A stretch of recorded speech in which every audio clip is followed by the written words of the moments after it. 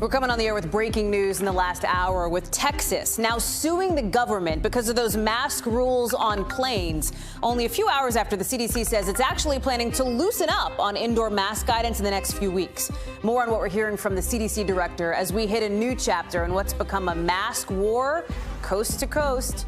Plus, 1 in 3 of you watching right now are under a major winter weather alert if the statistics hold up, with the whole country staring down dangerous storms. Al Roker joins us with the forecast in a minute. We'll also take you over to Capitol Hill, where one top Democrat says tonight tech companies have, in his words, failed our children. So what's Congress going to do about it? We've got the new push to keep kids safe online and why supporters say this time might be different. Plus, an exclusive interview you will only see on this show with Taiwan's top diplomat, why they're so worried about how China is getting cozier with Russia in tonight's original. And double trouble for Buckingham Palace. 24 hours after that big Prince Andrew settlement news, a different investigation tied to Prince Charles's charity. We've got the royal reaction later in the show.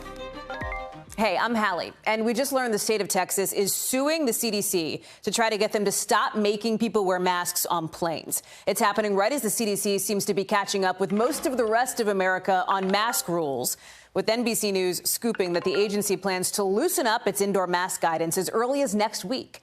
The CDC director didn't put a date on it, but she said it's coming soon. Listen.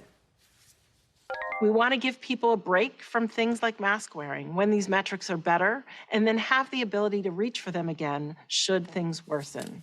Dr. Walensky also says she's cautiously optimistic about where Omicron is headed. And listen, it's looking better. Look at this map. Green is good, and there's a whole lot of green in just about every state. A CDC changeup might be music to President Biden's ears because, while sources tell NBC News the White House didn't want to make it seem like there was political pressure, one person tells us a mask update wouldn't be the worst thing before the State of the Union in 2 weeks. Even so, states are still moving way faster than the White House, than the Biden administration. We're seeing it in Virginia, where right as we were coming on the air, Governor Glenn Youngkin, a Republican in a Biden state, signed a bill to ban mask mandates in schools. Today, we are reestablishing and restoring power back to parents. But we are also reestablishing our expectations that we will get back to normal. Gabe Gutierrez is tracking every angle of the pandemic for us. And Gabe, let me start with that breaking news. So this mask mandate on planes, anybody who's flown in the last, year or so knows that you've got to wear those masks when you're on a plane. That expires at the end of next month. The Biden administration has extended it before, but now tonight you have Texas coming out and saying enough, get rid of it. We're putting a lawsuit behind this. Yeah, that's right, Hallie. Well, this pressure has been growing, as you so aptly laid out. And this is something that is really happening across the country because, look, even in New York State, where just recently the governor lifted the indoor mask mandate here, the idea was to keep those mandates in place for public transportation. And certainly Texas now, and as you know, Hallie, Texas is not shy about, thumbing its nose at the Biden administration. They're trying to make a point here, apparently. So, yes, the federal mask mandate for planes expires on March 18th. Should be interesting to see how the Biden administration goes from here. But as you reported, there is some discussion about the changing of indoor mask guidance potentially as early as next week. We've heard from, that the CDC director was asked by senior administration officials to essentially come up with an update on guidance for indoor masking by the President's State of the Union on March 1st, Hallie. What is the science that they would be following there, Gabe, on the CDC? Because one of the questions that has come up, right, and I talked with Dr. Fauci about this just yesterday, is politics versus science. And when you drop mask mandates, which one of those is winning out? Yeah, and so, the agency, the CDC, we're hearing that they, might take an approach to consider a new benchmark on mass safety. Essentially, different regions of the country, based on hospitalization, based on cases, kind of have a more targeted approach for, when mask guidance can be lifted. But, Hallie, there's still some concern that, among children, for example, children under 18, that Omicron, has been, 4 times higher. The rates among kids was 4 times higher during the Omicron surge than it was during Delta. So there's this it's, having to balance this pressure, right, between the political pressure of, look, so many Americans are sick of the pandemic 2 years in, with the realization that, there could be new variants. And once you lift these mask mandates, can you put that genie back in the bottle, right? But again, something that you said, like I've flown a lot over these last 2 years, as I've said on this show, that would, the mask mandate on planes, lifting that would be hugely significant. You're on a plane, for certain hours in close proximity to people. The state of Texas essentially saying, look, we're going to make this point here, and we do not like being told what to do with the federal government yet again, Hallie. Fauci kind of non-committal on that when I asked him about it, Gabe. You've also got what's happening in San Francisco, right? When we talk about the culture wars over the pandemic, yes, it's masking in some of these states. In Virginia, for example, and some of the states we've mentioned. In San Francisco, it's the overall pandemic response. And in this liberal city, you had 3 school board members recalled overwhelmingly because of criticism of how they handled the pandemic. Yeah, and there's a lot going on in San Francisco. That was a very layered recall election, but those school board commissioners, essentially, they faced a lot of frustration from parents who said that they were more focused, among other things, on renaming schools rather than figuring out a plan how to get schools back open. And this is something that went on in San Francisco, which, as you mentioned, a liberal city. It's not just Virginia, but there is frustration mounting in many parts of the country with how school officials have handled this. There's still, a lot of anger boiling over in, school board meetings really across the country, not just over COVID restrictions, but it's part of this broader culture war, right, over, so-called critical race theory and whether that's being taught in schools or not. But yes, this is another battleground and, a rare recall election in San Francisco, booting these school board commissioners, Hallie. Gabe Gutierrez, thank you for that breakdown. Appreciate it. Right now, a huge cross-country storm is getting ready to pound a lot of the U.S., with 11 states at high risk for severe weather. You've got nearly 100 million of us under winter alerts for the next 24 hours. In the central part of the country, in the south and the east, you're probably going to see heavy snow, heavy rain, probably floods, thunderstorms, maybe even some tornadoes. Al Roker is tracking it all for us tonight. So, Al, this is the prep phase, right? Everyone's bracing for it, but it's going to hit over the next 24 hours. Do I have that right?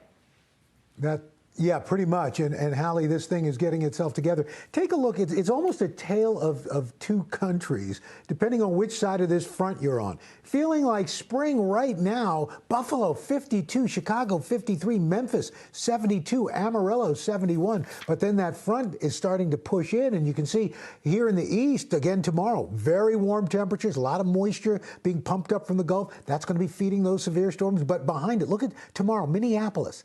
10 degrees, that's 19 degrees below average. Oklahoma City, 37. Chicago, down to 28. So here's what we've got. This is the breakdown of the watches and warnings. We've got 38 million of us under winter storm and weather alerts.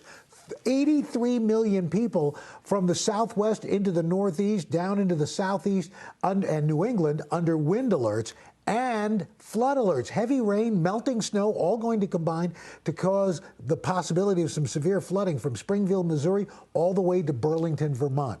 And as you mentioned, tonight, overnight, we are looking at 9 million people at risk for severe weather, including tornadoes for Abilene, Dallas, Wichita Falls, Oklahoma City, Tulsa, nocturnal tornadoes, which are twice as deadly as ones during the day. And tomorrow, 20 million people at risk, and we've got an enhanced risk for severe weather with wind gusts of over 65 miles per hour, tornadoes possible, and hail. So here we go. We put the maps into motion. Overnight, rain, ice, and snow developing along this front from Oklahoma into Nebraska. Severe storms rumbling across Oklahoma and Texas. Tomorrow, the rain changes to ice and snow around the Great Lakes. A tornado risk for much of the Tennessee Valley tomorrow. And then Friday, early morning rain for the I-95 corridor. Behind it, extremely gusty winds. So I expect a lot of airport delays from Boston, New York, D.C., all the way down to Atlanta. Rainfall, Hallie, through Friday, we're talking anywhere from 1 to 3 inches of rain from central Missouri all the way into northern New England. Critical icing from Wichita to Cleveland to Watertown to Chicago, upwards of 1/4 of an inch. Tree branches coming down, power lines possibly knocked down. and a fairly decent band of heavy snow, Hallie, from Wichita all the way to Detroit. Locally, we could be looking at 10 inches of snow through Friday morning. So we're going to continue to track this. But it really is, as I said, tale of two countries. Yeah. You go out west, it's a whole nother story. I was just about to say that, Al, because out west, they're dealing with, extreme weather in the form of drought, the fire threat, et cetera.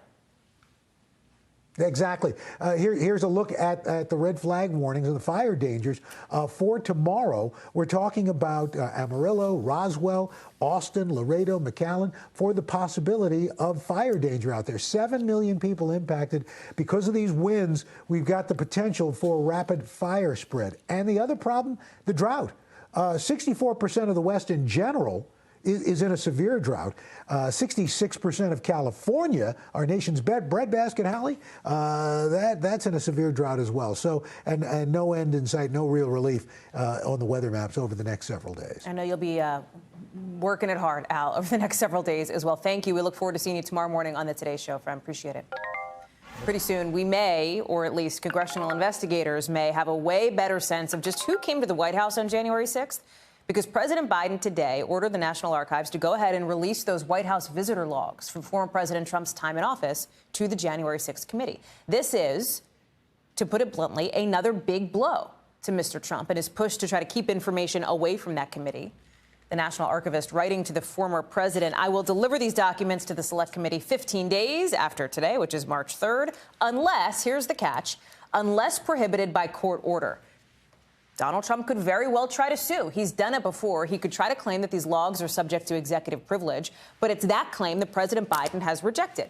Joining me now is Mike Memoli, who's posted up in D.C. And here's the thing, Mike, this is a bit of deja vu here because Donald Trump has tried in the past to block the release of records like these.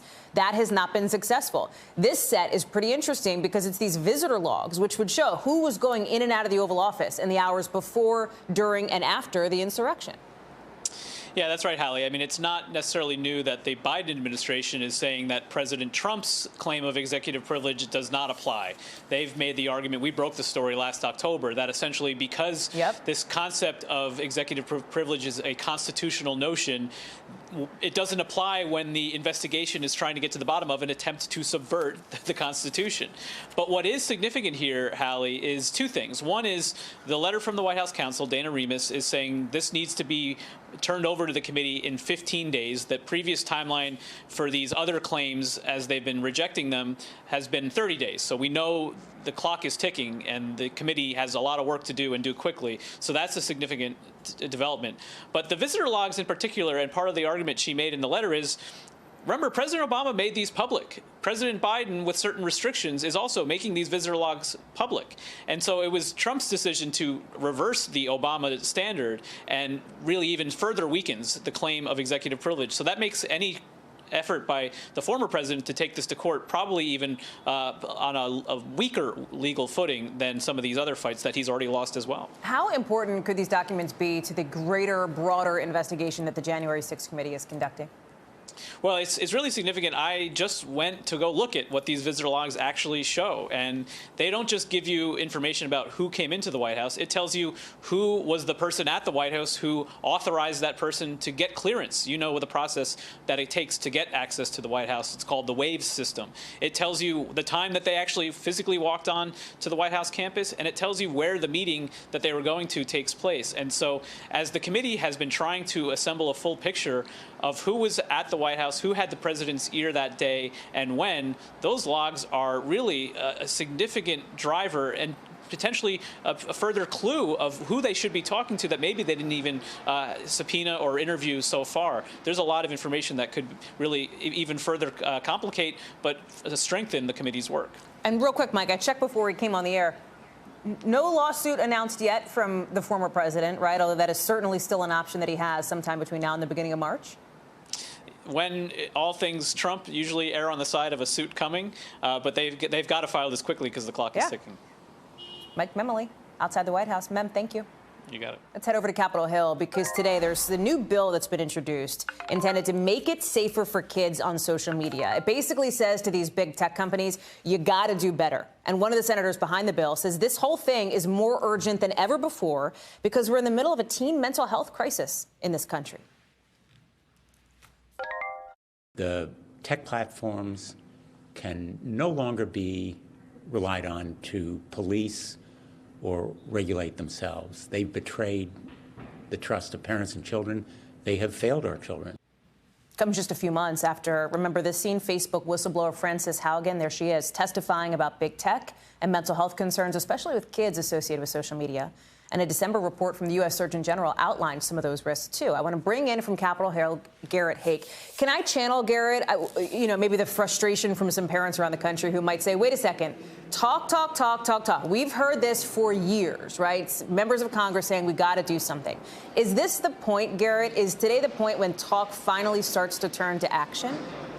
I think it's a point where these talks finally start to turn. Hallie, I share your frustration having covered Congress's sometimes ham-handed efforts to understand how these social media platforms work, to look under the hood and to figure out the best role they should take to try to regulate them, to try to make them safer, especially for kids. This bill takes a different tack than some of the others that we've seen out here, and it focuses entirely on children. And it's got some interesting ideas in it here to do things like automatically require the highest privacy settings for young people using these platforms, to turn off some of the more addictive features, to make it so that the algorithms that provide content directly to you, sometimes without your acknowledged input in it, can be turned off for young people. And it also opens up that black box. The bill would require these social media companies to share more information with third-party researchers, outside researchers, and yes, parents, so that people can better understand what their kids are seeing. It's the first bill of its kind to take this approach to looking at how to perhaps best rein in these social media companies, and it's gotten a lot of attention. Whether it is able to move forward or not in the Senate is a tougher question. You are beating me to the punch because I was just about to ask you, okay, fine, you've laid out what this bill could do. There is obviously an appetite among some lawmakers to do it, but to actually get it done, you need support from people in both parties. Do we know, does it have that support? Well, it has some. I mean, this bill was introduced by a Democrat, you showed there, Richard Blumenthal, and a Republican, Marsha Blackburn, together. They sit on the Commerce Committee, and they've been looking at this through that lens. There are other approaches out there. Amy Klobuchar, for example, has been working on an antitrust-related bill, right, breaking up these companies, make them smaller. I think we're probably a ways away from anything getting to the president's desk, and I don't necessarily think it will be this bill, but I think you're going to see the ideas in this bill, perhaps the ideas in that bill, incorporated into a larger package that might be able to move forward, because the parties do agree that these social media platforms need to be under better control and need to give parents more tools. Getting to exactly what those tools should be has been the focus of the debate and will be going forward. As always, it's the specifics that are tricky on this kind of thing. Garrett Hake, live for us on the Hill. Thank you for that. Appreciate it. There's a lot of skepticism coming from the U.S. and allies today about these Russian media reports talking about mass graves in the Donbas region of Ukraine. Here's why, because the U.S. is suggesting this may be one of those false flag operations that they said Russia could use to invade. Basically a made-up lie, a pretext to cross the border and invade Ukraine. It's kind of what you heard from White House Press Secretary Jen Psaki today, saying that these pretexts for an invasion could look like a lot of things. And the State Department spokesperson, Ned Price, echoed that with me, saying this looks a lot like what Russia's done before. Do you believe specifically that this report from Russia about mass graves in the Donbas region is a pretext, is one of those fabricated provocations? There is no truth to any of the false statements we have heard emanate from the Russian Federation. The Russians previously, in 2014, went into Ukraine the last time around after making very similar claims.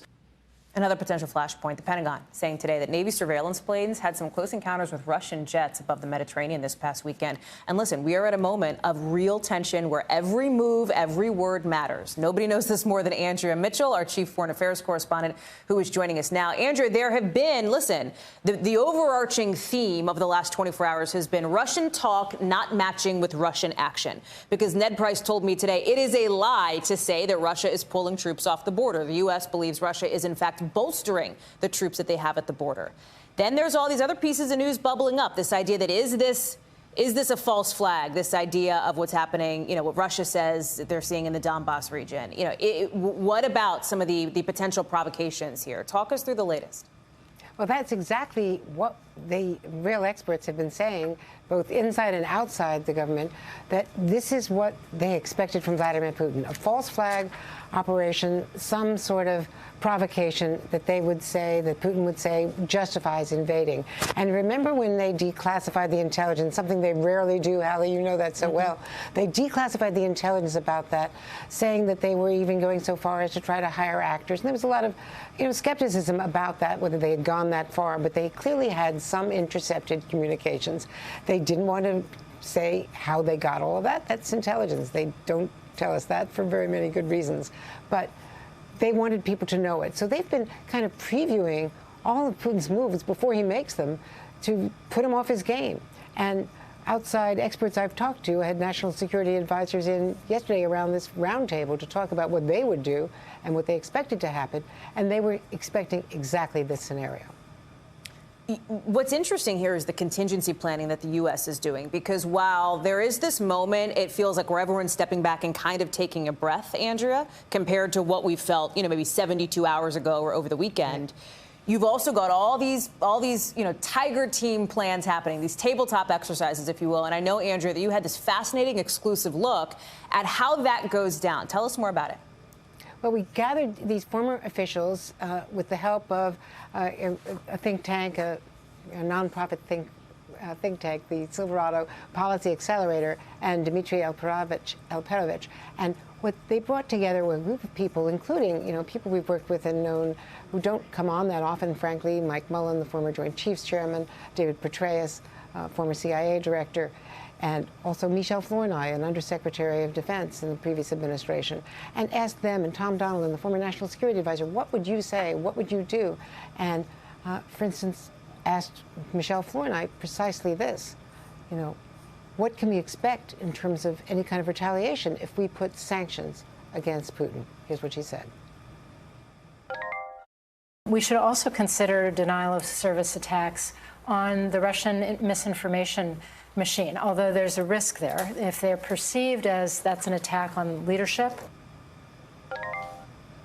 So, that would potentially launch, an escalating cyber war as well against us. There are a lot of things. If we did energy sanctions against Vladimir Putin, he's going to stop some of his oil flow to the West. If we try to cut off his natural gas flow, they'll take actions that would drive prices up. So we're going to see a lot of ramifications here. You heard that from the president yesterday in what was really a very tough speech.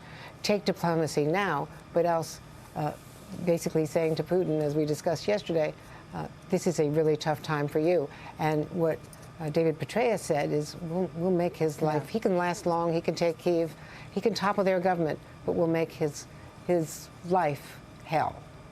Andrea Mitchell, great reporting. It's great to see you. Thank you. All of it, by the way, is Ukraine is holding a Unity Day today. Appreciate that. We're going to look for more of your exclusive interview tonight on NBC Nightly News.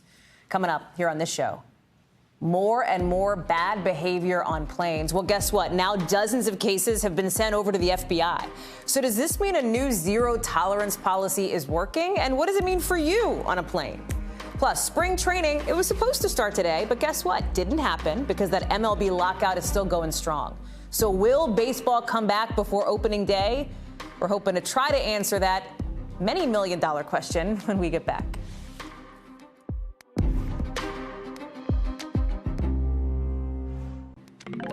So today we found out that guy who tried to open a door during a Delta flight last week apparently did it because he wanted people to roll on him. He wanted people to record him sharing his thoughts on the COVID vaccine.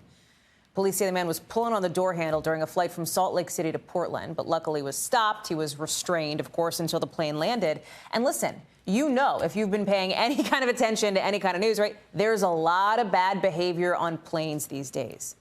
People throwing punches, people shouting threats, people yelling at flight attendants hit by passengers. Airlines are over it. They are done. And now the FAA, look at this. The FAA is saying today it's referred 80 unruly passengers, 80 bad behaviors on planes over to the FBI to maybe be prosecuted. Kristen Dahlgren joins me now to talk about this. Kristen, Like, this happens all the time. Just this year alone, there have been like dozens of incidents of bad behavior reported to the feds just since January. And yes, overall, there are fewer of them than last year. But this is a big deal. This is kind of an escalation. And the government's clearly saying we are not going to tolerate this anymore. Right. And as someone who flies, I mean, it's something I think about when I get on a plane. I don't know about you, but, you know, it is something that passengers are very aware of and are almost bracing for now. It's happening so often. So you talked about what the government is doing, those 80 cases that were sent over for criminal review. So this is not just you're being escorted off a plane if you do something bad. This is there could be criminal charges, and there have been criminal charges against some of these people. They're also tackling it from a few other different points. The FAA is working with the TSA, trying to get these unruly passengers to have their pre-check revoked if they have it, so they won't be able to get through security quite as easy. They're also launching a public, or have launched a public awareness campaign. And then they sent a letter to airports, to the concessions, really, asking them to not be giving people these to-go containers of alcohol, because, as you know, a lot of airlines have stopped selling alcohol on board. People are getting them in these giant cups. I've heard it, you know, as many as 8 shots into a cup going on to a plane. And so that's become a real problem that they're trying to crack down on as well. You speak to my soul when you say people bracing for this on planes. Like, just to my parents were in town over the weekend, and like when they got off the plane, the first thing they said was, luckily, nobody acted like a jerk. Like, that was a very distinct possibility that they were bracing for. What's so interesting here, and we've heard it a lot. A lot of the conflict is coming from people upset about the mask wearing. And this ties back, Kristen, to something we talked about right at the top of our show here, which is this fight from, you know, Texas and maybe other states to try to get the government to end these mask mandates on planes. That is a piece of this. There are those who feel like you need those masks on planes for safety. There are those who feel like, you know, I don't want them. The state of Texas suing to try to get rid of it.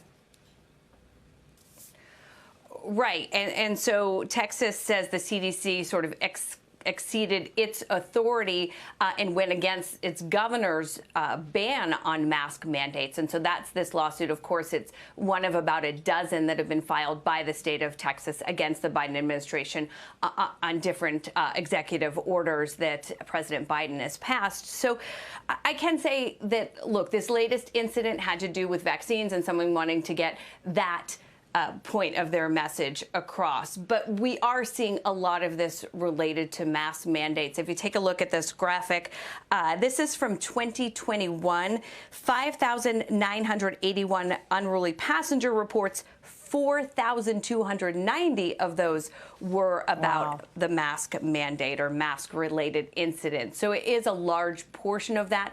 You know, would it get better if the mask mandates were relaxed eventually? Perhaps, but I don't think that's going to make this political divide go away anytime, where people are still so passionate over these issues. Kristen Dahlgren, great to see you. Thank you very much for breaking that down for us. Appreciate it. You bet. Let's talk baseball, or actually, why there's no baseball.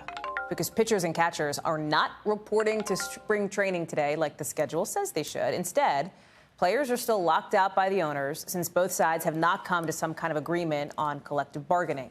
And listen, time's running out. You see the next deadline on your screen here. The first scheduled spring training games are supposed to begin in 10 days.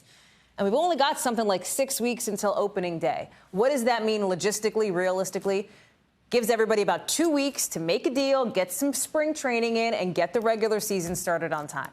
Here's where things stand. The baseball commissioner, Rob Manfred, says the league gave players a, quote, significant offer on Saturday. The union's chair, Tony Clark, he hasn't responded. That's being seen as a sign the players don't agree.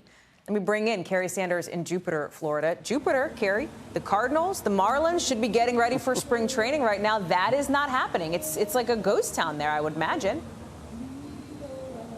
It is a ghost town. It's very sad. Look, spring training is a very special moment in sports. So many sports fans can't approach the players. There's just this huge separation. Spring training, very different. You can pick up a baseball. You can walk up to a player, ask them to sign it. They'll take pictures with you. It is a moment where one generation passes the excitement of the sport to another and the allegiance to a team like the Marlins or the Cardinals. In my family, it was the Red Sox. But now, take a look above here as we're over the stadium here. Roger Dean Stadium that should have fans here, should should have players out there. It's empty, just completely empty. And, well, there's a father-son that I had a chance to talk to, Richard Route, and his 15-year-old son, Reed. They're Milwaukee Brewers fans. They would, because they had plans like they did the last 3 years, to make their way from Milwaukee to Phoenix for their team, the Brewers, to watch, but then the lockout. And so they're not there. They're sitting at home, and they're not going to be able to make it now, even if spring training would resume. Take a listen. There's been, so many labor disputes resulting in loss of games. And of course, a couple of years ago with the pandemic as well, resulting in a shortened season. So it's just incredibly disappointing for the fans that we're always the ones that seem to be missing out and losing out.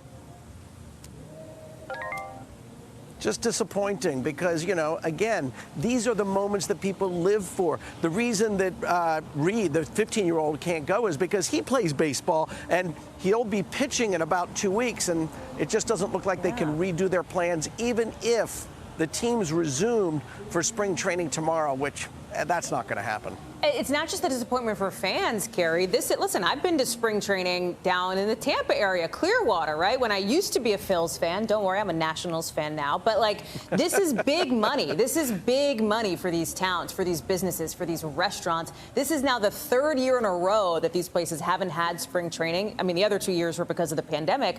I have to think this is really tough for them at a time of year when they're counting on people coming in. An example of that is right over my shoulder. Again, they're supposed to have pitchers and catchers out on the mounds practicing today. See over there? This was pre-planned. They've got the tents out there.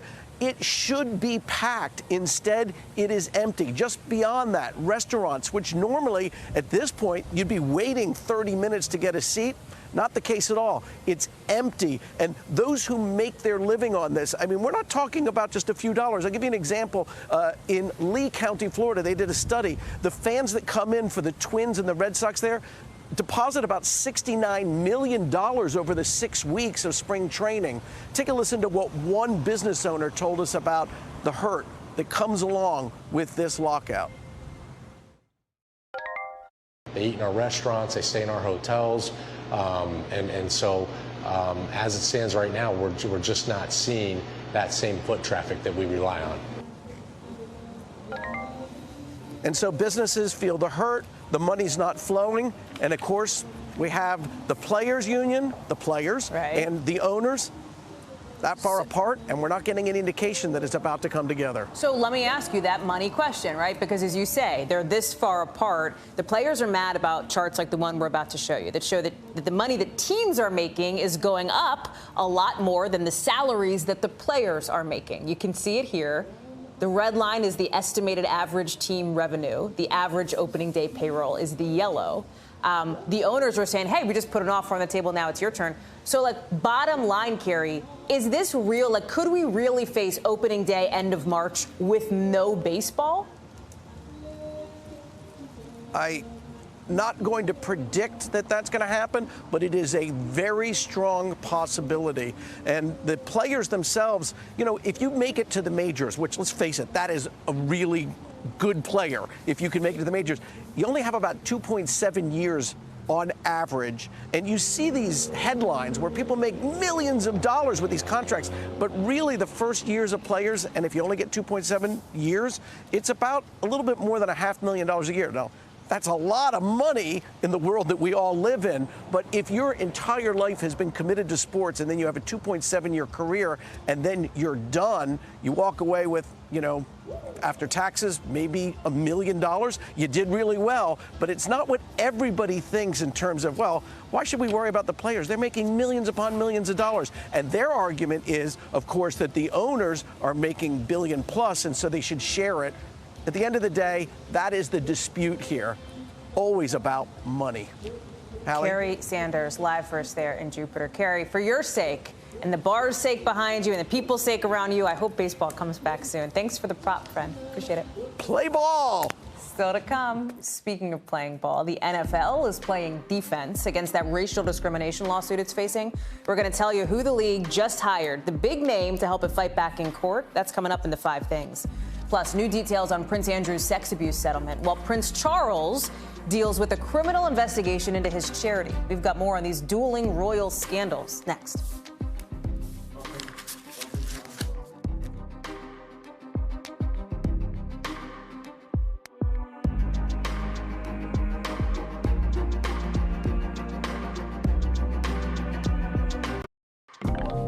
In an interview done exclusively for our show, we're going to hear from Taiwan's representative to the U.S., saying that how Russia deals with Ukraine could influence how China deals with Taiwan.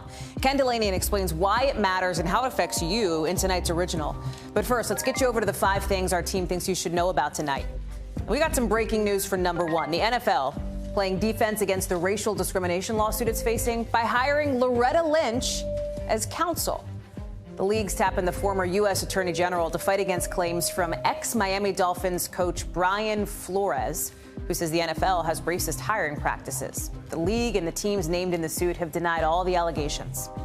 Number 2, a judge has temporarily pressed pause on the release of some records in the death investigation of Bob Saget.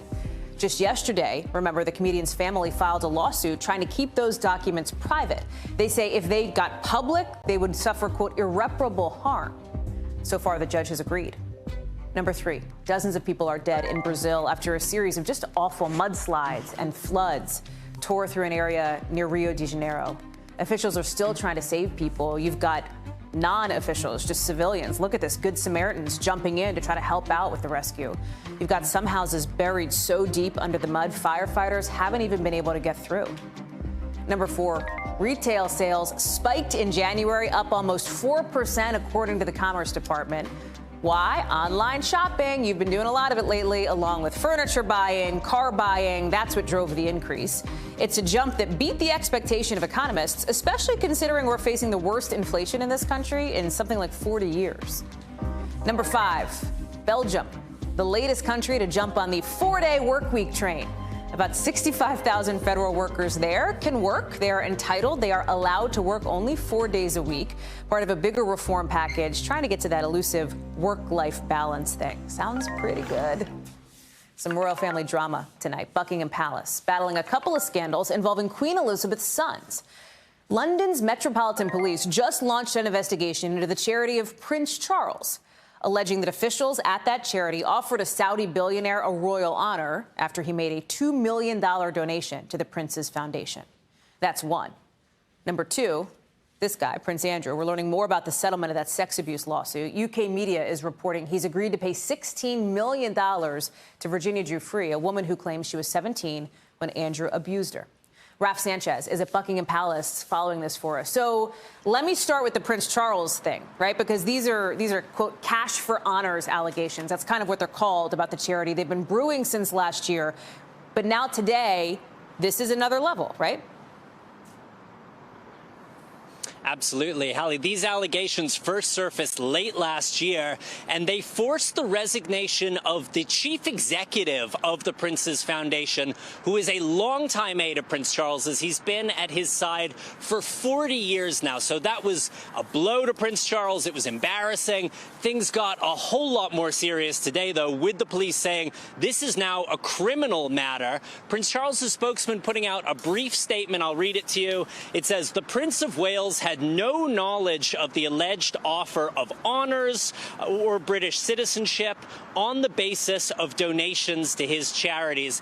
Hallie, we should say nobody's been arrested yet. Nobody's been charged. There's no suggestion here that Prince Charles personally did anything wrong. But if you're the future King of England, you do not want in any way to be associated with an ongoing criminal investigation. If you're the future king and if you are the current queen, it feels like it's not what you want to see during the big Jubilee year that she's celebrating. There's some of these reports out now that for her other son, for Prince Andrew, she might foot some of the bill for the settlement. What do we know about that? Anything, Raf, or is that just some reporting that's out there? So this is reporting coming from the UK press. It's not been independently verified by us, but the claim here is Prince Andrew is going to be paying the equivalent of $16 million in this settlement, and that the Queen is going to be bailing him out, is going to be paying for some of this. Now, we have asked Buckingham Palace about this. They are not commenting on it. But, Hallie, I think part of the reason there is so much anger and disgust here in the UK is because of this money issue, right? The British public foots the bill for the royal family. Buckingham Palace has said that when it comes to this case, when it comes to the settlement, when it comes to Andrew's legal fees, this money is going to come from the royal family's personal wealth, not from the taxpayer. But of course, the royal family's personal wealth is derived from the fact they are the royal family. They have ruled this country for hundreds of years. They own a lot of lands. They own a lot of houses. And so I think that explanation is not going very far in terms of tamping down public anger about this. What I always find so interesting, talking with you, Raf, and our friends there at the London Bureau who cover, you know, London and the royal family all the time, is what is sometimes described to me as a distinction between the way that Americans here in the U.S. view the royal family and the way that Brits view the royal family. I wonder how you're seeing that play out in this instance. You talked about, I think you called it the anger and disgust from some people overseas. How has the reaction been to these, you know, these pair of scandals now for the royals? Yeah, people are really frustrated, especially about the Prince Andrew run, right? This has been a story that has run on and on and on and on. Prince Andrew has never been the most popular member of the royal family, but people really here are ready to see the back of him. He is effectively no longer what we call a working member of the royal family. He's not going to be representing the Queen anymore. But, Hallie, as you said, one of the great shames about this is we're talking about this in the Queen's Jubilee year. She's been on the throne for 70 years now. This country is gearing up to celebrate those 7 decades of public service, and instead we're spending a lot of time talking about these scandals involving her children. Raf Sanchez, live for us there outside Buckingham Palace. Raf, it's great to see you. Thank you. Still ahead, Taiwan's representative to the U.S. in an exclusive interview for our show, warning Russia is working together with China in ways that could be dangerous for diplomacy. We're going to explain in tonight's original. Plus, more than 9,000 gallons of gasoline explode in a suburb in New York. Look at that video.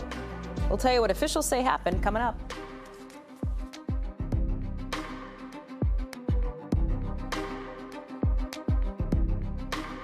We're going to head to China in a minute, but first, NBC News covers hundreds of stories every day.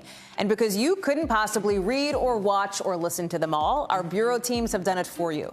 This is what they tell us is going down in their regions in a segment we call The Local. From our Northeast Bureau, check out this video. A tanker truck carrying more than 9,000 gallons of gasoline flipped over. Look at this. It explodes. That is a major fireball. It happened in Long Island this morning in New York. It set the street on fire, set some buildings on fire. Amazingly, the driver survived and fortunately is out of the hospital. Police are questioning him about what happened. From our Southeast Bureau, police in North Texas are looking for a thief who broke into a skate shop by sawing through the roof and Mission Impossible style rappelling into the store. Security cameras caught him on the way down, but the burglar turned him around. The suspect got away with $400 worth of stuff. The bigger problem, obviously, is the hole in the roof. The owner thinks it's going to cost $2 grand to fix. Out of our West Coast Bureau, the LA Rams threw a big party today. Did you catch this? They're celebrating their Super Bowl win against the Bengals. Thousands of people on the mile-long path ended at the LA Coliseum. So today's original now, with in-depth reporting on a topic we've been keeping an eye on. And China today is accusing the U.S. of playing up the threat of warfare over Russian troops at the Ukrainian border. China and Russia getting closer and closer lately. Remember when Vladimir Putin and Xi Jinping met right at the start of the Winter Olympics? That has some people concerned, especially Taiwan. In an exclusive interview for Hallie Jackson now for this show, Ken Delanian talked with Taiwan's rep to the U.S. on the threat posed by that China-Russia alliance and what a potential war in Ukraine could mean for them. Watch. A small American ally threatened on all sides by a hostile superpower. Not Ukraine, Taiwan. As the world waits to see whether Russia will invade Ukraine, Taiwan is watching closely, and so is China. Well, like everyone else in the world, we are watching the situation with much concern and anxiety. In an exclusive interview with NBC News, Taiwan's representative to Washington warns that China and Russia are working together in dangerous ways. I think it's pretty clear to all of us around the world that those undermining stability are China and Russia. Xiao B. Kim spent a decade studying in the United States. She calls herself a cat warrior, a counterpart to what China has dubbed its wolf warrior diplomacy, marked by insults and threats. I believe cats are certainly much more lovable than wolves. Cats are nimble, flexible. Cats can survive in small spaces, which exemplifies Taiwan's current international situation. But also cats have the characteristic that we cannot be coerced. The U.S. does not officially recognize Taiwan as a separate country, but has promised to support its defense against a Chinese takeover. China views Taiwan as a breakaway province. While the current Russian invasion threat to Ukraine arose abruptly in recent months, China's threatening behavior to Taiwan has been building for years. Well, we call it gray zone warfare, which is threats and intimidation, which come short of actual invasion and kinetic conflict. And the Chinese have been threatening Taiwan through a number of means, including near daily incursions of fighter jets into Taiwan's air defense identification zone. The Chinese have also been launching cyber attacks, disinformation, cognitive and psychological warfare on the people of Taiwan, aimed at weakening our resolve to our self-defense and also trying to sow divisions within our society. Last month, Taiwan had to scramble fighter jets to warn off 39 Chinese warplanes that flew into the island's air defense zone. The U.S. military says China aims to take control of Taiwan. Taiwan is clearly one of their ambitions before that, and I think the threat is manifest during this decade. In fact, in the next 6 years. A spokesman for the Chinese embassy in Washington told NBC News that Taiwan is an inalienable part of China's territory and that China's reunification is an unstoppable historical trend that will not be changed by anyone. U.S. officials say the governments in Beijing and Taipei are looking to see whether the U.S. can deter Vladimir Putin from sending in troops or make him pay a high price if he does. There's no question that China is watching the crisis in Ukraine really closely. And if Russia succeeds in seizing Ukraine, Chinese leaders could see that as a green light to go after Taiwan. At stake, American officials say, is the post-World War II principle that one country can't change the borders of another by force. If we allow those principles to be challenged with impunity, even if it's half the world away in Europe, that will have an impact here as well. Others are watching. Others are looking to all of us to see how we respond. As the threat of war looms, so do concerns that one war could lead to another. Ken is joining us now to talk more about this exclusive reporting. It is fascinating to listen to, Ken, and to hear from her, and specifically about those concerns about Russia and China working together and the worries that could undercut stability here. Tell me more about that, how we're seeing that play out. Yeah, it's a huge worry. When Russian President Vladimir Putin met with Chinese President Xi Jinping on the eve of the Olympics in Beijing earlier this month, Hallie, they released a 5,000-word joint communique that experts say amounted to a roadmap for an informal alliance against the United States and the West. One scholar even said it could mark the beginning of Cold War 2.0. And basically what we're seeing here, Hallie, is America's most powerful adversaries embracing one another's grievances against the West. China joined Russia in expressing opposition to the further expansion of NATO, and Russia declared support for Beijing's crackdown on dissidents in Hong Kong. Russia also doubled down on its support for Beijing's One China policy, that Taiwan is an inalienable part of China and that Russia opposes any form of Taiwan independence. So this is Russia and China banding together to challenge not only Taiwan's status as a democracy, but the global order that has existed since World War II, Hallie. That's a worrisome prospect for Taiwan, but also for the United States. Ken Delanian with that great reporting. Ken, thank you so much. That's it. Fast hour, busy hour, as always. We're going to have another one tomorrow, same time, same place. Coverage picks up right now.